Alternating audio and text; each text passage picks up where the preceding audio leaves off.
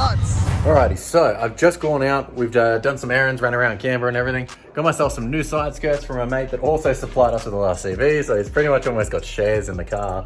But went out to south side of Canberra, bought those off him, and then I went, while we were out, also went to a automotive paint supply store, gave them some of our paint from the wagon, some of the leftover stuff, and they've chucked it into some cans for us so we can paint them ourselves.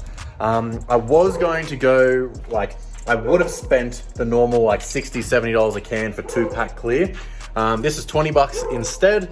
They said it was really good at the paint store, like an automatic paint store, so I'm gonna trust what they say. It was only 20 bucks a can.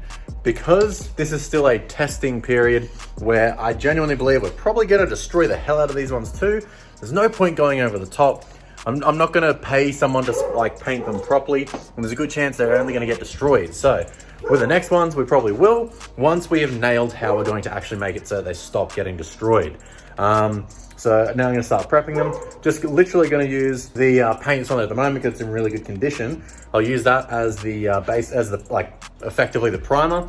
Just gonna hit it with some gray Scotch Brite, scuff the whole things up, base coat over them, clear over them. Bob's your uncle, Jim's dad's brother, and we're good to go. So I'll get a panel stand out now, and I'm gonna get into it. All right, so the side skirts are cleaned. Now I will give them a good scuff. You wanna clean them first, obviously, because especially when you're using an abrasive like Scotch Brite or something, if you do it while they're dirty, you're obviously just scratching in more contaminants, and you're gonna see that through the paint. Even though we're doing a quick fix, not a long permanent fix, still wanna try and make them look half decent. And I wanna see how good a finish I can get out of cans, so on to scuffing them up now.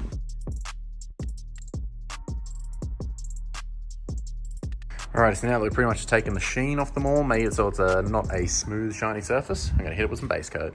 Alright, so I'll smash some base coat down, got some color on there, and of course, bloody freaking, there's always gonna be bugs and shit in it, but let this cure up, now I'll smash it with some clear coat. It should come out pretty good. And don't lose your shit, because I remember when we painted it the first time as well, when the base coat goes on and it goes matte, you're like, oh my God, what's going wrong? But it's normal. So once these dry, I'll then chuck some clear coat on them.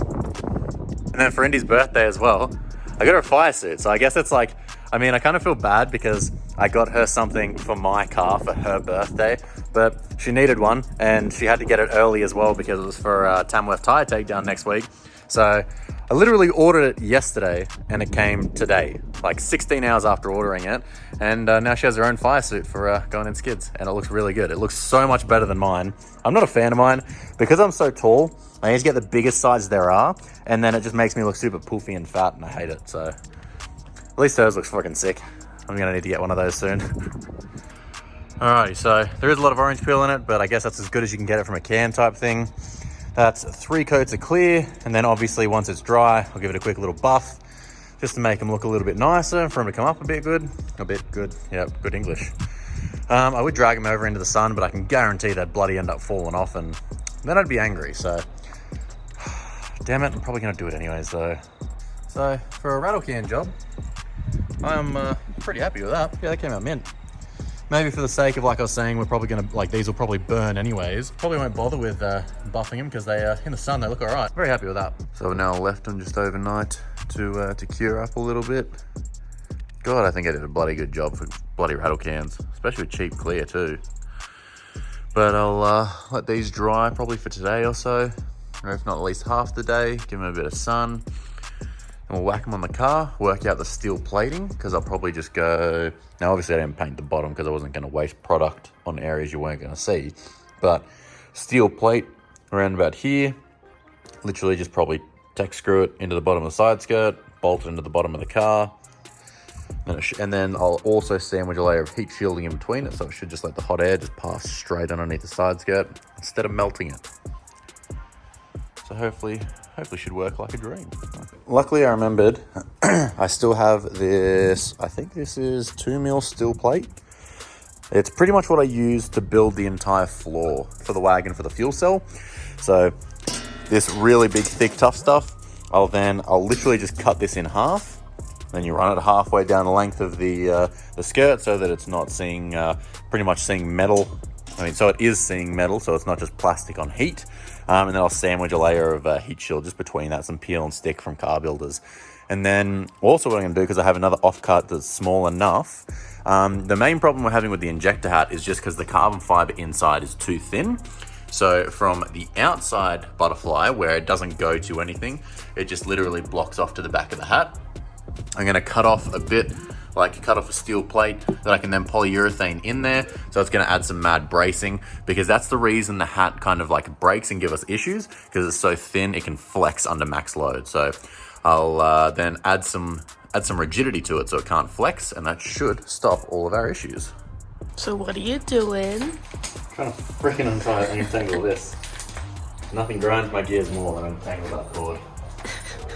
I tried to just snap the metal in half so that I could wouldn't have to cut it, because my little grinder takes forever to cut through this steel. And it's really loud and obnoxious. But I guess I'll just have to be quick. That safety gear is really on point. Yeah, PPE, safety slips. I could just hear this random low noise and I was like, oh my god, what's wrong with the grinder? Alright, so I've got this side skirt on. I've put the little brace, well not brace, but heat shield that I've made underneath. Yeah, so you can see, just bent a bit of steel, bolted it so when the heat's coming out of the exhaust, because it faces pretty much this way. From photos that I've been using, it's pretty much like halfway along the driver's door, towards the back end of the driver's door. So just enough to help push the heat underneath. And then I'm gonna figure out a way to actually kind of, because I haven't got any of the clips, I don't know, something to go in there. I wonder if I can cable tie through there. Figure out a way to use the original clips, because it can still roll out. And if it rolls out too far, that's when it can start picking up the heat. So if you can get it to just stick up there the way it should, then it can't, because the pinch weld shields the heat enough. So if I can figure out a way, I might even just drill, not through the pinch weld, because that might weaken it too much.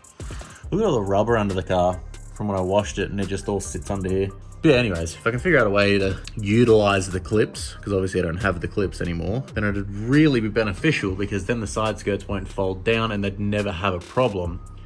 And then this would be almost overkill. And I've got not much time to figure it out, or at least figure out what I'm going to do. This is all test and trial. You can see like under here, or it's just like completely cooked it all like lava. No, I'm pretty sure that's all like the factory heat shielding, which is pretty crappy stuff. I'll figure something out. Well, so just to be sure, so these are the clips at the bottom of the side skirt. Now, it is impossible to get them out. So that's what they look like from the outside. It is impossible to get them out without snapping them. Impossible. But this guy that I bought them from managed to not snap the last one up the back there. So I just clipped that back into the middle where you normally have the most issue. Now, it doesn't come out at the bottom. Like, that's me pulling from the bottom. Sure, you can move it up and down because the clips up there aren't too tight, but it doesn't fold out anymore. So that's a plus. If I can find more of those clips, we'll be golden. Alrighty, so the skirts are on, and thanks to Mr. Scotty D, it's now not even held in by any screws. So it used to be held in at either ends with screws. That was it, nothing in the middle. Now, with the fitment being absolutely bang on perfect, you also, they're on there. You used to be able to flop them around and stuff, hence how they could catch the hot air and melt. So this, I'm pretty trustworthy of this, because also it holds it under the pinch weld. I don't know if you can see there, and I'm hoping the pinch weld shields it from the hot air, because that's the way it's supposed to be, not draping down the way I had it. Now, doing a little bit more maintenance, I've just pulled out this first spark plug just here, and just to check them out. And the good news is they're brand new still pretty much. So that's really good. Chuck that back in now. Might check a couple of the other ones just to be sure, because you never know if one's firing bad or if one's fouled or anything, but very happy with that. So I'll chuck that back in. Might go get some oil today and go do an oil change.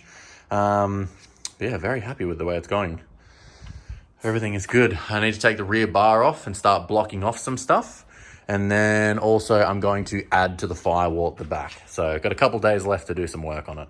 So now one to always check over after every skid is the blower studs just here, because these are like really loosely done up. Well, not loosely, but they're only like, I think like 11 Newton meters, something really, really light. So you always want to check them because these are designed to shear and lift the blower if anything bad ever happens, so they can release pressure. So they're really soft and really easy to come off pretty much. But so pretty much what Aaron told me from APM is you do them up finger tight, then literally on here, that's already tight. That's already tight. That's already tight. That's already tight. So you should just, I'll flip this just so you can obviously see where it would go. But normally if I'd put it on, I would then go from here to here, max. So quarter turn once they're finger tight, but I did them up, I feel like what would be the right spec, not too tight, not too loose, and they had no issues with the Good Friday burnouts, which is awesome.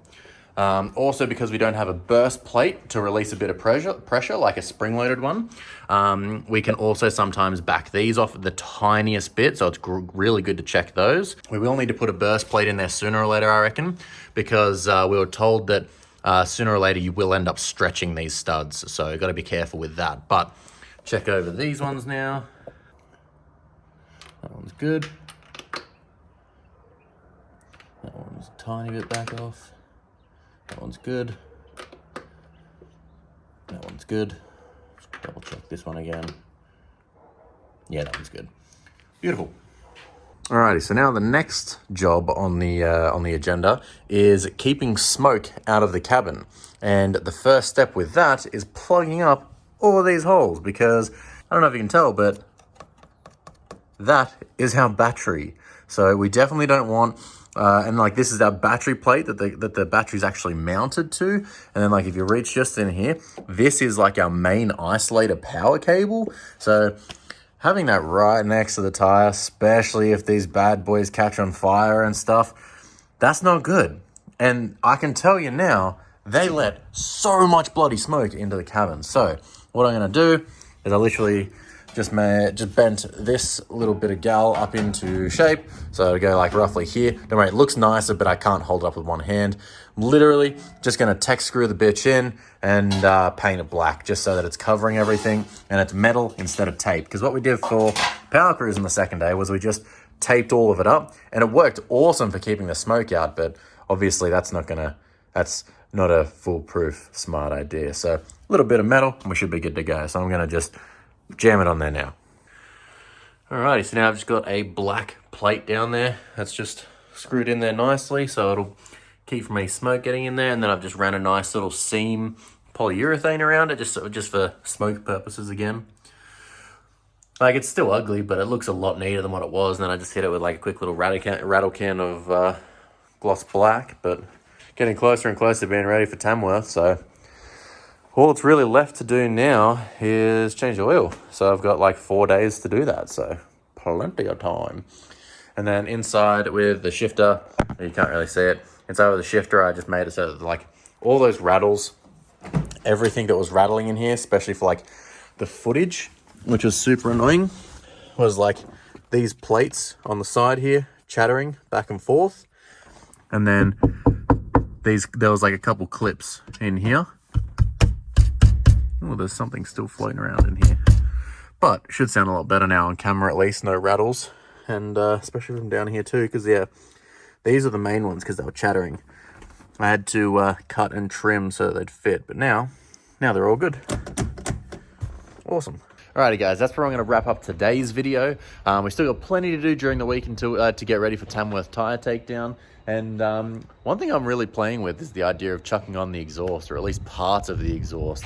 I want to hear that blower one, and then I also want to get some sick little flame balls out the back where methanol builds up in the pipes and whatnot. Kind of like unwanted stuff, but anyways, that's where I'm going to wrap it up today. If you do want to join the team down here, I forget where the join button is, to join the membership that we have. We've got merchandise and things like that as well that you can qualify for by joining up, and also some sneaky videos that can't be posted publicly to YouTube. We've already made 2 of them public again so you can see them. But that's pretty much where I'm going to wrap it up today. So Also, if you want to get some merch, picnicmedia.com down below. Like I always say, we have Afterpay if you wanna chip in and rep Picnic and pick up some awesome stuff. But yeah, that's where I'm gonna wrap up today. So I'll catch you guys in the next one, which yes, will be Thursday, 6 p.m.